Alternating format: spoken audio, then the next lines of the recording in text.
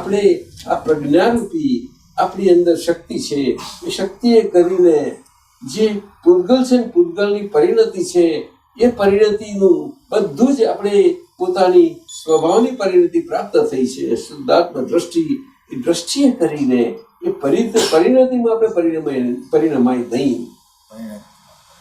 નહીં તો દૂધની જગ્યાએ પાણી ભેગું આવી જાય, કોઈ હોશ ના આવે. એટલે આપણે માનસ હોશ કહેવાયા. એટલે મનના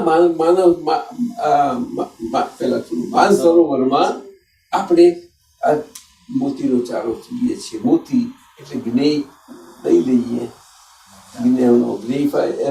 જ્ઞેયમાં ગ્રેનો આપણો જ્ઞેયમાં આપણે ખેંચી લઈએ, અને દ્રશ્યમાં આપણો દ્રશ્યનો દેખવાનો ભાવ એ ખેંચી લઈએ.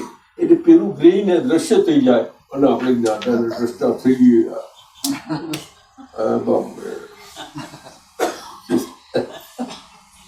એ સ્વસંવેદન થયું એટલે અનુભવ કર્યો એને. અને મહાત્માઓ માટે આ પદ છે જ, એ છે અત્યારે ચાલી રહ્યું છે આજ્ઞાધર્મમાં, એમનું સંવેદન હોય. એટલે કે દુઃખોથી મુક્તિ થઈ હતી. શું કહ્યું? દુઃખોથી. હજુ સુખનો સ્વાદ જેમ છે તેમ આપવું જોઈએ તેમ નથી આવ્યો. એટલે સુખનો સદભાવ અખંડતપણે રહ્યા તારે જ આ સ્વસંવેદન થાય. હજુ મિશ્રિત છે, મિક્સચર જેવું. નહીં સમજે? સંવેદન લોકો થાય છે, સ્વાદ આવે છે, બધું જ છે મનનું, એમાં કઈ ને કઈ નાખી શકે. સંવેદન કે છે, સમજાયું ને? એટલે આ છે. તો સંવેદન હોય એ પણ બહુ સારી પ્રગતિ છે મહાત્મા માટે, બહુ સુંદર પ્રગતિ છે.